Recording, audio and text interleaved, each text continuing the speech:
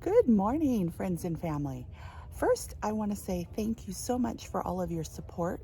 I've received numerous messages and support in the last week, and my Instagram's been growing.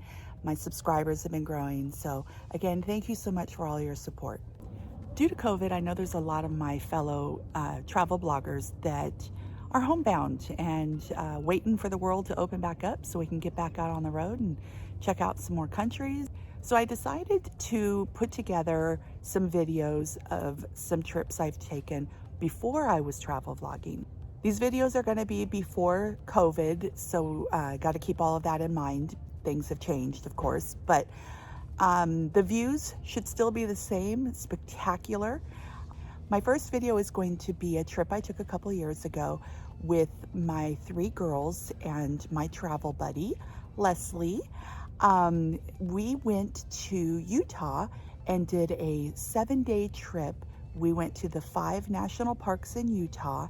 And then the second video is going to be when we went to Lake Powell and did a raft down the Colorado River and then went to the Grand Canyon. But today's video is about the 5 national parks in Utah.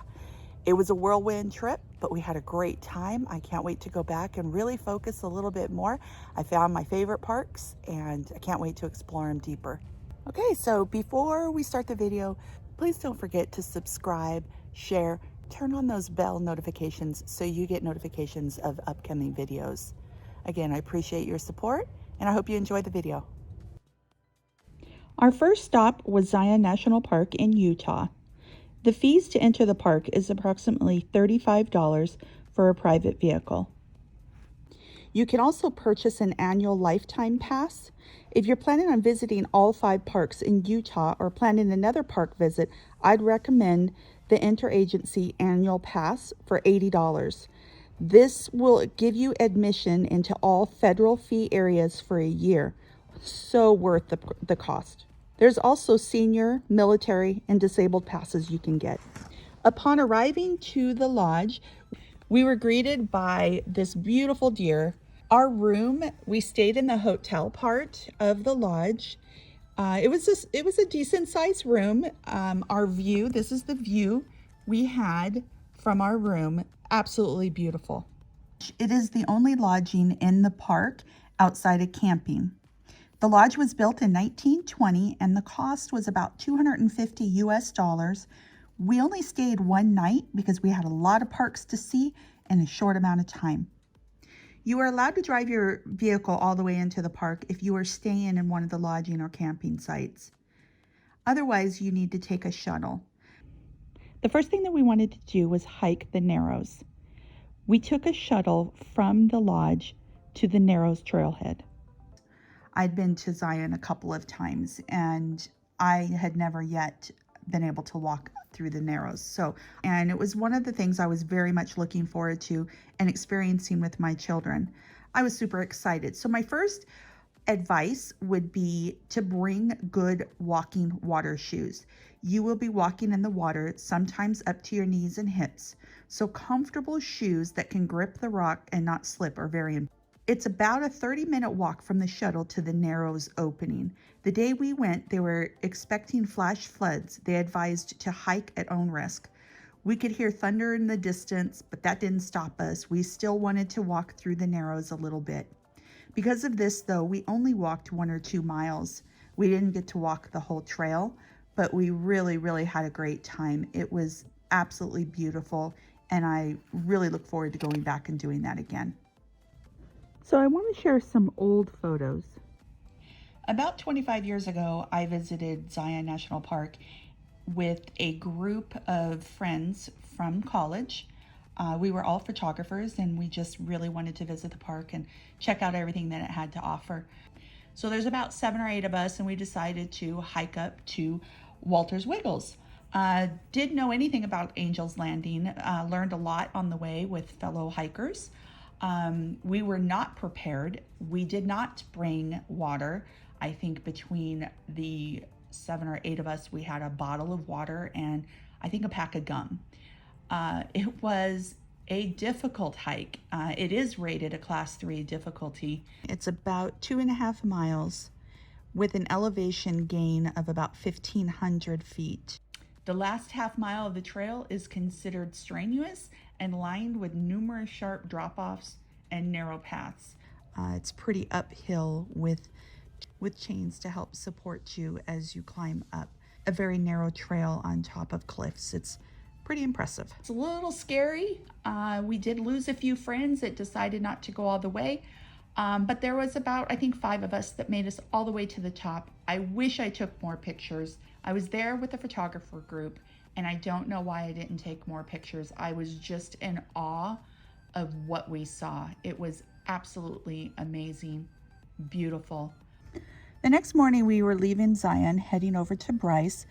We drove east on the Zion Mount Carmel Highway and drove through the tunnel, saw a lot of beautiful landscape, stopped off at the checkerboard mesa. So as we say goodbye to Zion, our next stop is Bryce Canyon. We're only going to be there for a couple of hours, so we were able to do one hike while we were in Bryce Canyon, and that was the Natural Bridge hike. Remember to always bring water or snacks when you go on hikes, even if it's expected to be just a mile or two or a short hike. While we were on the hike, we came across a dad with 3 young children. They did not come prepared. It wasn't a very tough hike, but it was a very hot day. I had extra water and snacks and gave to the family. They were very, very happy. Please remember to bring water, even if you think it's just a short hike. We did not go on the Queen's Garden Trail or the Peekaboo Loop Trail. Those are 2 that I'd love to go back and visit someday. Bryce Canyon is known for the crimson-colored hoodoos, which are spiral-shaped rock formations. We didn't spend a lot of time in this park, but what we did see was absolutely spectacular, and I do look forward to returning. After leaving Bryce, we drove to our hotel, which was right outside of Capitol Reef. We stayed at the Capitol Reef Resort. It was pretty cool. This resort had covered wagons that you could sleep in. They were pretty awesome. The cost was about $300 a night. Each covered wagon sleeps up to 6 people. It had a queen bed and 2 bunks. It had an air conditioning unit, but we didn't need it at the time, even though we were there in July, and it was pretty hot, but we really didn't need it. We had community bathrooms and showers, which wasn't a problem. Outside of our covered wagon, there was a bonfire area, which was kind of cool. They lit the fire at night so we can sit around and enjoy it. It was pretty peaceful, nice place to stay. For dinner that night, we ate at an outdoor bar restaurant that was really close to our resort. You could see in these pictures the view we had. Food was good, company was good, there was music. They even had games if you wanted to play horseshoe or anything like that. I don't remember the name of the restaurant, but it is right next to the Capitol Reef Resort, and you can't miss it. Next morning, we woke up a little early and headed into Capitol Reef National Park. We stopped off at the Visitor Center. While we were there, watched a interactive ranger program, which was very informative. I'm glad we were able to do that. As leaving the Visitor Center, if you go south, you'll run into some of the main attractions right off the main drag inside Capitol Reef. One of the places we stopped off was at the Fruita School, which is a old classroom that was built in like the 1890s. And it was pretty cool to see. It was very old and rustic. You can look inside the classroom and see how it was set up back in that time. The last class to graduate from there was in 1941, but during its heyday, it would have up to 26 students in that class. A little bit more down the road, we pulled over to do a small little hike so we can see some of the pictoglyphs.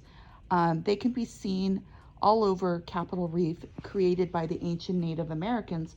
Most are attributed by the Fremont culture, which was in the area of Utah from approximately 600 to 1300 AD. It's pretty cool. You can't get too close to them. They have them protected, but it was really cool to be able to see. A little further down the road is the turnout for Hickman Bridge. It's about a 2-mile hike, but it's It's really beautiful. You are walking along the river, the creek. There's just sandstone formations everywhere. It is an absolute beautiful hike. While hiking to the Hickman Bridge, we came across a mountain goat. We didn't see him till last minute. He really blended very well into the landscape, and he didn't have a bother that we were there at all. We got quite a few really cute pictures. After seeing the mountain goat, around the corner was Hickman Bridge. It did not disappoint. It was absolutely spectacular. It was very impressive to see how the rocks and the sandstone has formed this natural looking bridge. It was pretty cool. As we're leaving Capitol Reef National Park, we stopped off at Gifford Homestead. It is an area that the Mormons settled in the 1800s. So you can still see some of the remnants of some of the buildings. They did still have an old house that was converted into a marketplace where you can get the best apple pie and cobbler ever. So we had to stop and get some apple pie and cobbler for the road. It was great. Okay, next stop is Arches National Park. We were only expected to be here for half the day, so we had to really limit what hikes and what things we get to see. So one of the most famous arches in Utah is actually the Delicate Arch, which is in Arches National Park. And so this was a must for us. We really wanted to see this. We went to the lookout point, hiked up. The hike wasn't very long, but it was straight up with no shade. It was very hot. It was probably the hardest hike we had been on yet in all of the parks. And I think it was just due to the time of the day. So when you walk out to the point, you can see the arch off in the distance. And then you can go and hike all the way to the arch. But that just wasn't in our time frame on this particular trip. After leaving there, we stopped off at Park Avenue, which is what they call this area. When I was standing there looking out at the massive sandstone towers, I was waiting for some prehistoric dinosaur to come strolling up through the canyon. It just reminded me of some dinosaur movie. It was beautiful. Okay, on to our last national park for this video is to Canyonland, which is located southeastern of Utah. We were planning on being here for half the day. One of the hikes that we went on was a pretty easy hike. It was to Mesa Arch. It was under a mile, very easy terrain, not too strenuous. It was probably one of my favorite arches that we were able to get really amazing pictures with it overlooking Canyonland, which is pretty cool. The next stop, we stopped off at a lookout point where you can overlook the Green River. This particular lookout was just spectacular. It kind of reminded me of the Grand Canyon. So this sums up Canyonland for us. Hope you enjoyed the video. I know it was a whirlwind trip. We saw a lot. We went a lot of places in just a short period of time, but I think we did a good highlight of what each park. But each park is so unique and has so much more to offer than what I showed in this video. So please check those parks out for yourself. Again, I can't wait to be able to get back out there and do some more traveling. But in the meantime, I really want to thank everybody for watching. I want to thank my daughters for going on this great trip. It was a trip that I truly will remember forever. I want to thank my travel buddy's husband, Alan, for allowing her to always go out with me and check out the world. So again, thank you so much and see you next time.